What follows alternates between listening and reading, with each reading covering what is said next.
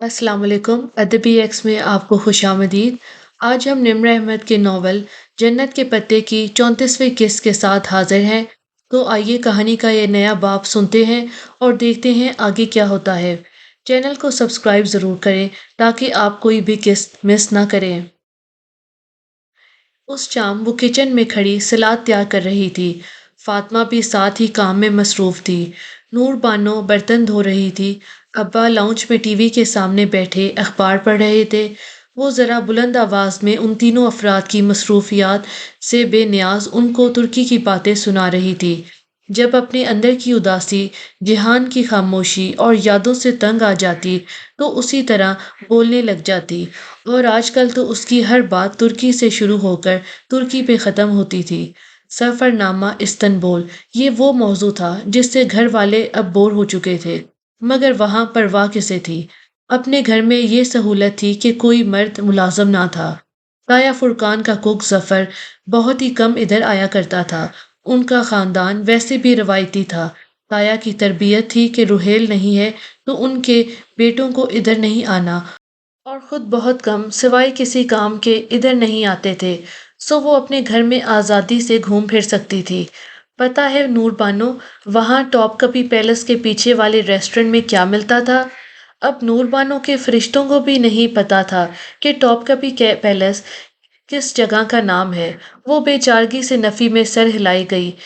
मगर वहां जवाब का इंतजार कौन करता था। वो कटिंग बोर्ड पे सब्जियां खट खट काटती बोलते चली जा रही थी। वहाँ एक मशरूब मिलता था, ईरान नाम का, बिल्कुल लस्सी की तरह था, इतना मज़ेदार कि जिसकी कोई हद नहीं। मैं रेसिपी लाई हूँ, कभी मिलकर बनाएंगे। लाउंज में रखा लैंडलाइन फ़ोन बजने लगा तो अब्बा ने हाथ बढ़ाकर रिसीवर उठाया। हया ने गर्दन उठाकर उनको देखा। लाउंज और किचन की दरमियानी दीवार ऊपर से आधी खुली थी, सो वो उनको बआसानी देख सकती थी। हाँ सबीन, कैसी हो? वो अब मुस्कुरा कर बात करने लगे थे। उसका दिल जोर से धड़का। लम्हे भर को उसे टॉप कपी और ईरान भूल गया।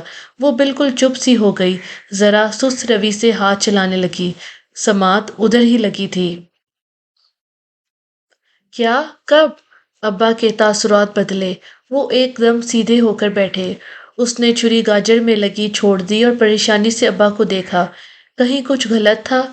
इन्न अल्लाह व इन्ना इलैहि राजिऊन, वो बहुत दुख से कह रहे थे। फातिमा भी जैसे घबरा कर बाहर गई। तब तक अब्बा फोन रख चुके थे। क्या हुआ? फातिमा परेशानी से पूछ रही थी। हया उसी तरह मुजस्मा बने खड़ी सांस रोके उनको देख रही थी। सिकंदर का इंतकाल हो गया है। अब्बा के अल्फाज ने पूरे लाउंज को सख्ते में डाल दिया। मलाल भरे सख्ते में। हैरत, शौक, दुख, वो मिली जुली कैफियत में घिरी खड़ी थी। वो लोग एक दो रोज में बॉडी लेकर आ रहे हैं। मैं फुरकान भाई को बता दूं। अब्बा तासुफ से कहते फोन उठाकर नंबर मिलाने लगे। एक लम्हा, बस एक लम्हा इंसान से उसकी शिनाख्त छीन कर उसे बॉडी बना देता है। उसके अंदर कहीं बहुत से दुख आंसू गिरे थे। बेख्तियार उसे डीजे याद आई थी। सुलेमान साहिब के बंगले पे फौतगी वाले घर की सोगवारियत छाई थी।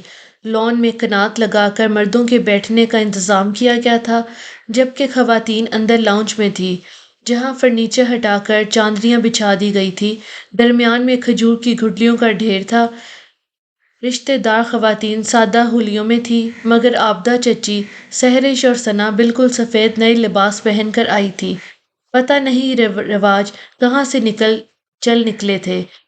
उसने अलबत्ता चॉकलेटी रंग की लंबी कमीज चूड़ीदार के साथ पहन रखी थी।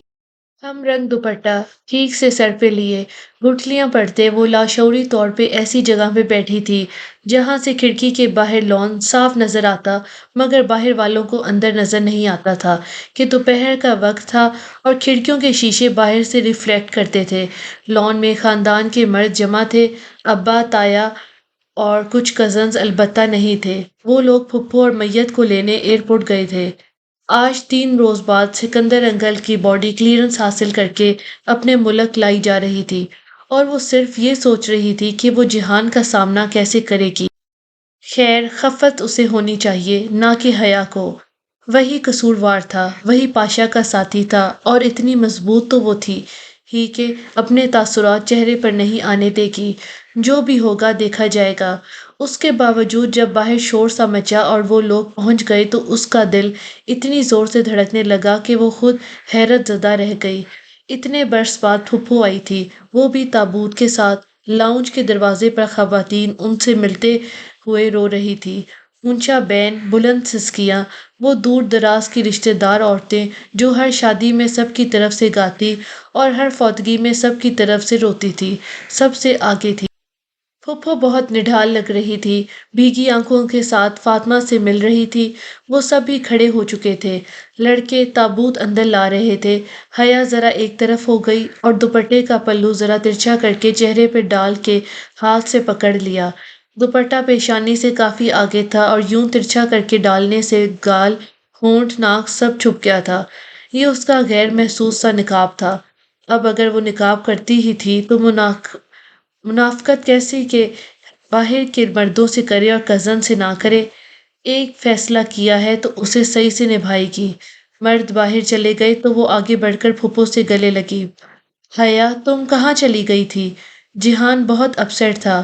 بے آواز آنسو بہاتی پھپھو اس سے الگ ہو کر آہستہ سے بولی تھی۔ وہ سخت شرمندہ ہوئی۔ کیا تھا اگر پھپھو کو ایک فون ہی کر لیتی؟ اس نے جواب نہیں دیا، جواب تھا بھی نہیں۔ پھر جب وہ اپنی جگہ پر آ کر بیٹھی تو نگاہ کھڑکی پہ پھسل گئی۔ باہر لگے مجمع میں وہ جہان کو کھوجنے لگی اور پھر ایک دم چونکی۔ اس نے بہت سی باتیں سوچی تھی۔ جہان اتنا غیر متوقع تھا کہ اس سے کچھ بعید نہیں تھا کہ وہ اس کے ساتھ کیسا رویہ رکھے گا، مگر جو جہان نے کیا وہ سوچ بھی نہیں سکتی۔ جہان سکندر پاکستان آیا ہی نہیں۔ جہان نہیں آیا چچی۔ فرح پتہ نہیں کب اندر آیا تھا اور قریب ہی کھڑا فاطمہ کو بتا رہا تھا۔ پھوپھو بتا رہی تھی کہ وہ کاموں میں پھنسا ہوا ہے۔ فرق بتا کر آگے بڑھ گیا۔ فاطمہ تو فاطمہ، وہ خود بھی ششد رہ گئی۔ ایسی بھی کیا مجبوری کہ بندہ باپ کے جنازے میں بھی نہ آ سکے؟ وہ اتنی حیران تھی کہ گٹھلیاں بھی نہیں پڑھ پا رہی تھی۔ وہ ایسا کیسے کر سکتا تھا؟ صرف حیا کا ساتھ دینے وہ ڈی جے کے وقت آ سکتا تھا تو اپنے باپ کے ساتھ کیوں نہیں؟ جب تک انسان دوسرے کی جگہ پہ کھڑا ہو کر نہیں دیکھتا اسے پوری بات سمجھ نہیں آتی۔ کہیں دور سے جہان کی آواز ابھری تھی، شاید وہ وضاحت اس نے اسی لمحے کے لیے دی تھی، مگر وہ کیوں نہیں آیا؟ سب بہت متاسف اور غمزدہ سے تھے۔ گھر میں خاموشی نے سوگواریت تاریخی ہوئی تھی۔ اگلے روز اسکول تھے۔ گھر میں کچھ کرنے کے بجائے تایا اور ابا نے وہی کیا تھا جس کا رواج آج کل اسلام آباد میں چل نکلا تھا۔ تمام عزیز و اقارب کو کسی 5 اسٹار ہوٹل میں ڈنر کے لیے فیملی واؤچرز دے دیے گئے کہ بما خاندان جا کر ڈنر کریں اور مرحوم کے ایصال ثواب کے لیے دعا کریں۔ اسلام آباد میں بھی کبھی کبھی اسے لگتا کہ استنبول بنتا جا رہا ہے۔ اس سے یہ ہوا کہ لوگوں کے سوال اور گڑے مردے اکھاڑنے جانے سے تایا اور ابا محفوظ رہے، مگر حیا نے سوچا ضرور کہ تایا فرقان کے اسلام آباد کو اب کیا ہوا ہے۔ فاطمہ فون سننے اٹھی تو وہ کافی کا کپ لیے پھوپھو کے پاس آ گئی۔ وہ اکیلی بیٹھی تھی، خاموش، تھکی ہوئی۔ ایک سفر تھا جو تمام ہوا، ایک مشقت تھی جو ختم ہوئی۔ تھینک یو بیٹا۔ اس نے کپ بڑھایا تو وہ چونکی، پھر بھیگی آنکھوں سے مسکرائی اور کپ تھام لیا۔ تمہارے ساتھ بیٹھ ہی نہیں سکی؟ شرمندہ مت کریں پھوپھو، میری ہی غلطی ہے۔ میں نے سوچا جہان کو میرا میسج مل گیا ہوگا اور وہ آپ کو بتا دے گا۔ ایک مبہم سی وضاحت دے کر وہ اپنا کپ لیے ان کے ساتھ آ بیٹھی۔ نہیں، وہ کہہ رہا تھا تم بغیر بتائی چلی گئی ہو۔ بہت پریشان تھا، شاید کوئی غلط فہمی ہو۔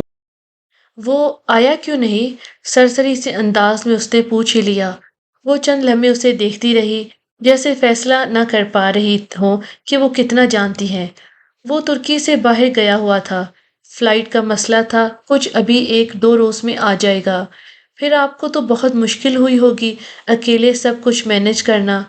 حیا، میں نے ساری زندگی سب کچھ تنہا ہی مینج کیا ہے۔ میرے ساتھ تب بھی کوئی نہیں تھا جب میں اور میرا بیٹا جلا وطنی کاٹ رہے تھے۔ وہ آہستہ آہستہ نرمی سے کہہ رہی تھی، اور اب تو میں اتنی مضبوط ہو چکی ہوں کہ اپنے مسئلے حل کرنے کے لیے مجھے اپنے خاندان کے مردوں کے سہارے کی ضرورت نہیں رہی۔ وہ بس ان کو دیکھے گئی، ان کے چہرے کی لکیروں میں برسوں کی مشقت کی داستان تھی جسے پڑھنے کی آنکھ حیا کے پاس نہیں تھی۔ تمہیں بھی اتنا ہی مضبوط بننا چاہیے، ان کی آخری بات پہ وہ بے اختیار چونکی تھی۔ یہ ماں بیٹا بعض اوقات کتنی مبہم باتیں کر جاتے تھے۔ وہ گہری نیند میں تھی جب کوئی آواز سیٹی کی طرح اس کی سماعت میں گونجی۔ کافی دیر بعد اس نے بھاری پپوٹے بمشکل اٹھائے اور اندھیرے میں جلتے بجھتے روشنی کے منبع کی طرف دیکھا۔ موبائل! بدرقت اس نے بازو بڑھا کر بجتا ہوا موبائل اٹھایا۔ جیہان کالنگ! اس کی ساری نیند اڑ گئی۔ رات کے 3 بج رہے تھے۔ وہ ایک دم اٹھے بیٹھی اور کال پک کی۔ ساری ناراضگی رات کی خاموشی میں تحلیل ہو گئی۔ جیہان! اس کی آواز ابھی بھی نیند سے بوجھل تھی۔ حیا! وہ دھیمی آواز میں کہتا ذرا رکا تھا۔ کیسی ہو؟ میں ٹھیک ہوں اور تم؟ بیک گراؤنڈ کے ساتھ ٹیک لگاتے ہوئے اس نے ریموٹ اٹھا کر اے سی آف کیا۔ کمرہ بہت ٹھنڈا ہو چکا تھا۔ فائن، تم سو رہی تھی؟ ہاں، اس وقت میں فٹ بال تو کھیلنے سے رہی، اس نے سوچا۔ ممی سو ظاہر ہے، اٹھاؤں انہیں؟ نہیں نہیں، ان کو ڈسٹرب نہیں کرنا چاہتا۔ ماموں ہیں یا ڈرائیور؟ وہ جیسے سوچ سوچ کر بول رہا تھا۔ نہیں، ابا اور اماں شام میں لاہور گئے ہیں، کوئی فوتگی ہو گئی تھی، صبح ہی آ جائیں گے۔ کیوں؟ وہ ایک دم چونکی۔ میں ایئرپورٹ پہ ہوں اور مجھے تمہارے گھر کا راستہ معلوم نہیں ہے، تم مجھے لینے آ سکتی ہو؟ اوہ ہاں، تم رکو، میں آ رہی ہوں۔ وہ لحاف پھینک کر تیزی سے بستر سے اتری، منہ دھو کر عبایا پہن کر وہ چابی لیے خاموشی سے باہر نکل آئی۔ ڈرائیور ابا کے ساتھ گیا تھا، ویسے بھی وہ پارٹ ٹائم تھا، ایسے میں وہ خود جائے، اس کے علاوہ دوسرا کوئی حل نہیں تھا۔ اسلام آباد کی خوبصورت صاف ستھری سڑکیں خالی پڑی تھی۔ ابھی رات باقی تھی۔ اسٹریٹ پولز کی زرد روشنی سڑک کو جگمگا رہی تھی۔ ایئرپورٹ پر پہنچ کر اس نے جہان کو کال کر کے آنے کا پیغام دیا۔ اس کا ترکی کا نمبر رومنگ پہ تھا۔ السلام علیکم۔ چند ہی منٹ بعد وہ دروازہ کھول کر فرنٹ سیٹ پر بیٹھا، ایک چمڑے کا بھورا دستی بیگ اپنے قدموں میں رکھا اور سیٹ بیلٹ۔ وعلیکم السلام۔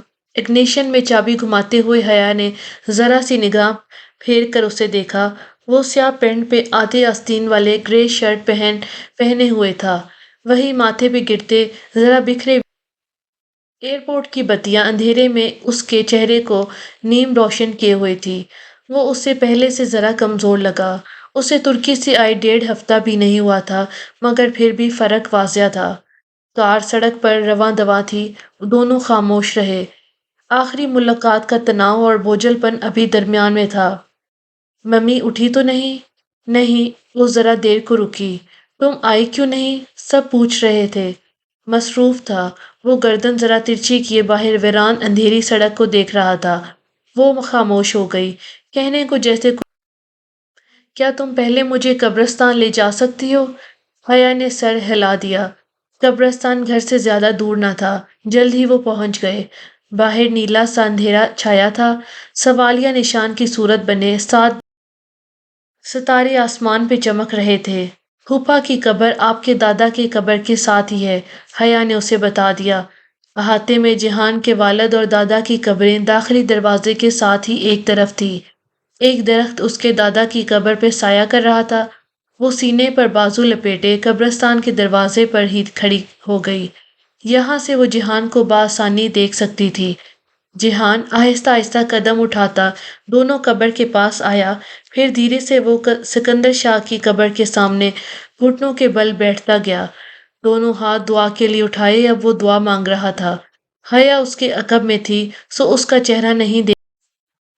دعا کے بعد وہ کافی دیر سر جھکائے ایک پنجے کے بل قبر پر بیٹھا رہا۔ انگلی سے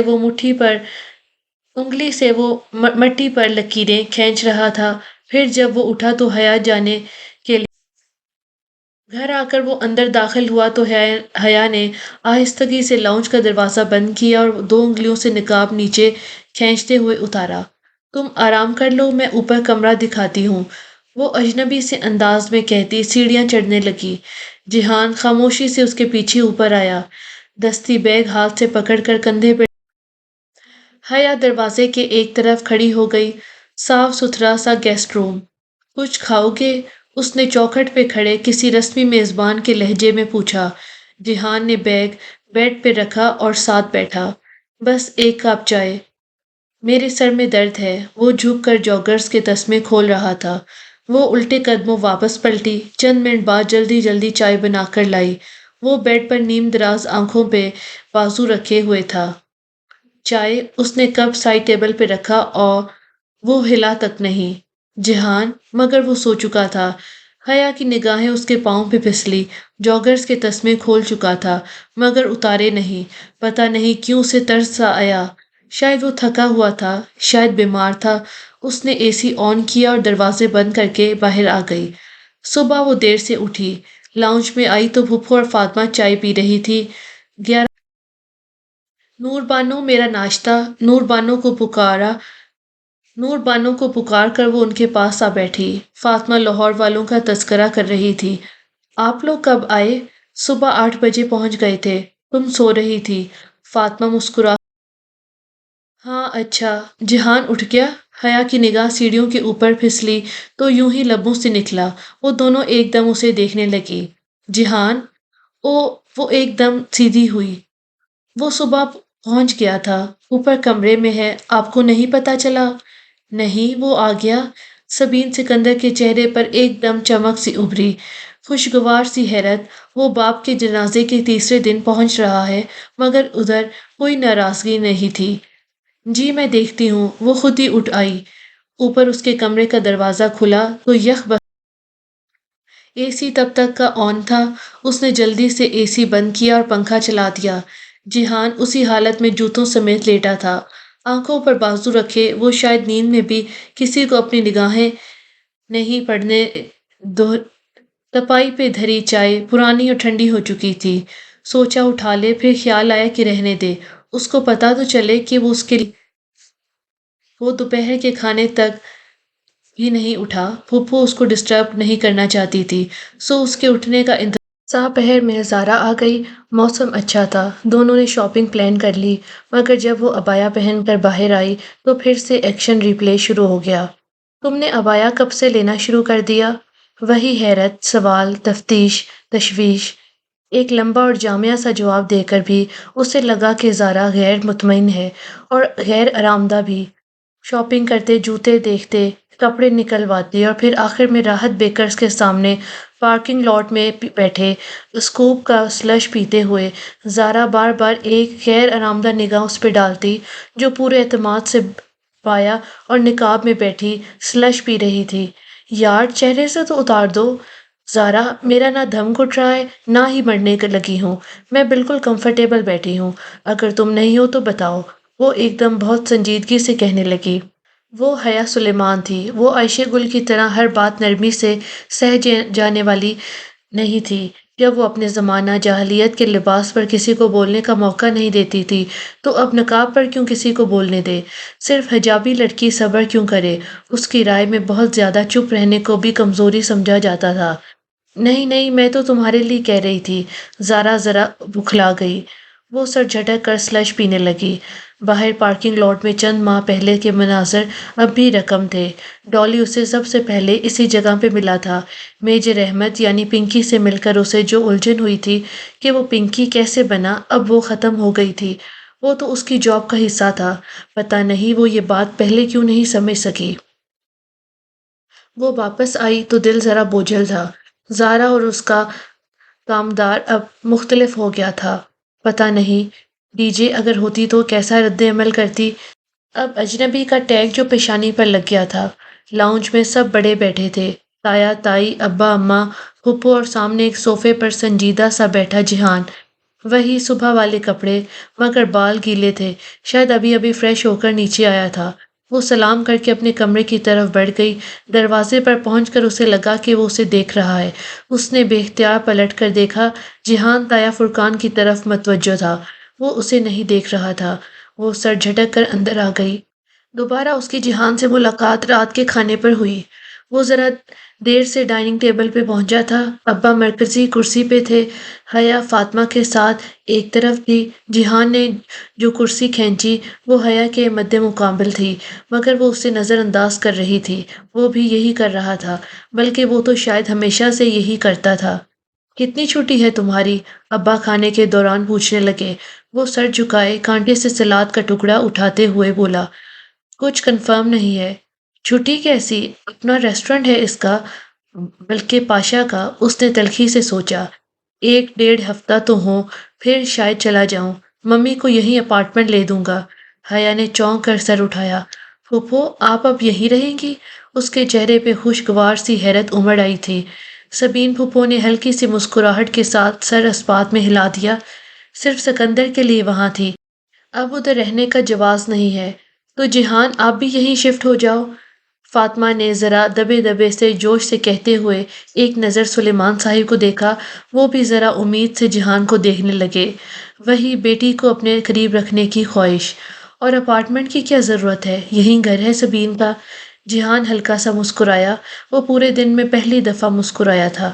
رہنے دے مامی، میرے نصیب میں پاکستان میں رہنا لکھا ہی نہیں ہے۔ اس کی آواز میں کچھ تھا کہ حیا ہاتھ روک کر اسے دیکھنے لگی۔ وہ سر جھکائے کھانا کھا رہا تھا، مگر چہرے پہ وہی مسکراہٹ، وہی چمک تھی جو وہ کبھی کبھی اس کے چہرے پہ دیکھا کرتی تھی، خاص موقعوں پہ، خاص باتوں پہ۔ خیر، کبھی بھی وہ اس کی وجہ بھی جان ہی لے گی۔ وہ دھیرے سے سر جھٹک کر کھانا کھانے لگی۔ صبح فجر پڑھ کر سونے کی بجائے وہ اوپر آ گئی۔ جہان کے کمرے کے سامنے سے گزرتے ہوئے ایک نظر اس نے بند دروازے پہ ضرور ڈالی تھی۔ کچھ چیزیں کرنے سے انسان خود کو کبھی روک نہیں پاتا۔ چھت پہ ہر اطراف لہلاتے گملوں کی سرحد بنی تھی۔ ابا کا شوق منڈیر وہاں سے کافی اونچی تھی۔ منڈیر کے ساتھ ہی کین کا جھولا رکھا تھا۔ اس خوبصورت صبح میں وہ جھولے پہ آ بیٹھی اور گردن موڑ کر منڈیر کے سوراخ سے باہر دیکھا۔ منڈیر اس کے سر سے اونچی تھی، مگر ڈیزائن کے طور پر بنے بڑے بڑے سوراخوں سے نیچے کالونی اور سڑک صاف نظر آتی تھی۔ وہ یوں ہی ترچھی ہو کر بیٹھی کالونی پہ اترتی صبح دیکھے گئی۔ ہر سو خاموشی اور تازگی تھی۔ کبھی کبھی پرندوں کے بولنے کی آواز آ جاتی یا پھر کسی کے بھاگنے کی۔ وہ ذرا چونکی۔ دور سڑک پر کوئی بھاگتا آ رہا تھا، ٹریک سوٹ میں ملبوس جاگنگ کرتا شخص۔ اسے ایک لمحہ لگا پہچاننے میں۔ جہان؟ وہ ذرا حیران ہوئی تھی۔ وہ کب اٹھا، کب گھر سے نکلا، معلوم نہیں۔ وہ اسے دیکھتے رہی۔ جہان اب گھر کے سامنے سے گزر کر مخالف سمت دوڑتا جا رہا تھا۔ وہ گردن پوری موڑ کر اسے دیکھنے گئی۔ چند قدم دور وہ رکا اور ٹھٹک کر پیچھے سڑک کو دیکھا، جیسے اسے محسوس ہوا کہ کوئی اسے دیکھ رہا ہے۔ مگر وہ سڑک پر ہی دیکھ رہا تھا، اوپر نہیں۔ وہ جلدی سے جھولے پر سے اٹھی اور اندر دوڑ گئی۔ وہ پھر سے پکڑے نہیں جانا چاہتی تھی۔ سبز ٹیولپ، پھولوں کی مارکیٹ اور وہ دکاندار، اسے سب یاد تھا۔ جب جہان نے اس کے کمرے کا دروازہ کھٹکھٹایا تو وہ کتابیں کھولے بیٹھی تھی۔ دستک پہ چونک کی اور پھر اٹھ کر دروازہ کھولا۔ اسے سامنے کھڑے دیکھ کر دل عجیب سی متضاد کیفیات کا شکار ہونے لگا۔ حیا، کیا تم فارغ ہو؟ وہ بہت دوستانہ انداز میں پوچھ رہا تھا۔ ہاں، کیوں؟ اس نے دروازہ ذرا زیادہ کھول دیا تاکہ وہ بستر پر پھیلی اس کی کتابیں دیکھ کر جان لے کہ وہ ہرگز بھی فارغ نہیں ہے۔ اوکے، تم فارغ ہو، ٹھیک۔ اس نے سمجھ کر سر ہلایا۔ یعنی تم میرے ساتھ مارکیٹ چل سکتی ہو؟ شور، اس نے شانے اچکا دیے۔ حالانکہ اس پہ بہت غصہ تھا، وہ اس سے مخاطب بھی نہیں ہونا چاہتی تھی۔ اس نے ہمیشہ غلط بیانی ہی کی تھی۔ اسے جہان سے بہت گلے تھے، مگر پھر بھی جانے کے لیے تیار ہو گئی۔ وہ اسے انکار نہیں کر سکتی تھی۔ کیا خریدنا ہے؟ تاکہ اسی حساب سے مطلوبہ جگہ پہ کپڑے وغیرہ۔ جلدی میں نکلا تھا، زیادہ سامان نہیں اٹھا سکا۔ ایک تو جب وہ مہذب اور شائستہ ہوتا تھا تو اس سے زیادہ نرم گو کوئی نہیں تھا۔ وہ اندر ہی اندر تل ملائی ہوئی باہر آئی تھی۔ کوئی اور نہیں ملا تھا اسے ساتھ لے جانے کے۔ اسے ضرور گھسیٹتا تھا اپنے ہمراہ۔ شاپ پہ اس کے ساتھ دینے کے لیے وہ بھی ریک پر کپڑوں کے ہینگرز الٹ پلٹ کر دیکھتی۔ جہان ایک کرتے کا ہینگر کندھے سے لگاتے ہوئے سامنے قد آور آئینے میں خود کو دیکھ رہا تھا۔ حیا اس کے قریب ہی کھڑی تھی، سو آئینے میں وہ بھی نظر آ رہی تھی۔ اس کا عکس دیکھتے ہوئے جہان ذرا سا مسکرایا۔ تم نے وہ کارٹون دیکھے ہیں، ننجا ٹرٹلز؟ وہ مسکراہٹ دبائے سنجیدگی سے پوچھنے لگا تو اس نے سادگی سے سر اس بات میں ہلا دیا۔ ہاں تو؟ وہ جواب دیے بنا ساختہ امڑ آتی مسکراہٹ دباتے ہوئے ہینگر پکڑے پلٹ۔ چند لمحے وہ الجھی کھڑی رہی، سمجھ میں نہیں آیا کہ وہ کیا کہنا چاہتا تھا۔ پھر کداور آئینے میں اپنا عکس دیکھا تو فوراً سمجھ آ گیا۔ غصے کا شدید ابال اس کے اندر اٹھا تھا۔ وہ مشکل ضبط کرتے ہوئے اس نے نگاہوں سے جہان کو تلاش۔ وہ وہی کرتا لیے کاؤنٹر کی طرف جا رہا ہو۔ وہ بدتمیز انسان اس کے نقاب کو ننجا ٹرٹلز کی آنکھوں کی پٹی سے تشبیہ دے گیا تھا۔ اس کا موڈ واپسی کا سارا رستہ آف رہا، مگر وہاں پرواہ کسے تھی؟ تو یہ تھی جنت کے پتے کی 34ویں قسط۔ امید ہے کہ آپ کو پسند آئی ہوگی۔ اگر کہانی نے آپ کو متاثر کیا تو ویڈیو کو لائک کریں، اپنی رائے کمنٹس میں دیں اور اس کو اپنے دوستوں کے ساتھ شیئر کریں۔ اگلی قسط میں پھر ملتے ہیں۔ سبسکرائب کرنا نہ بھولیں اور خوش رہیں۔ اللہ حافظ۔